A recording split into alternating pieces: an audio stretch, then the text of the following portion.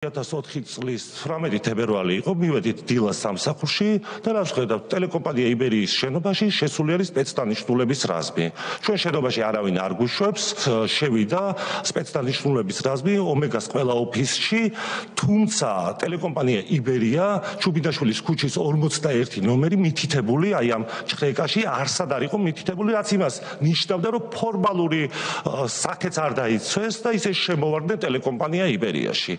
ამის შემდეგ უკვე დაახლოებით რამდენიმე საათში, 3-4 საათში ტელეკომპანია იბერიის შენობიდან გავიდა სპეცდანიშნულების რაზმი, თუმცა ომეგას ყველა ოფისში შეიყვანეს შინაგანი ჯარები. 2-3 თვეში კონკრეტული რიცხვი აღარ მახსოვს, გამოგვიცხადეს არქის დამფუძნებლებმა, რომ ტელეკომპანია იბერია ვეღარ გააგრძელებდა მუშაობას და ტელეკომპანია დაიხურა.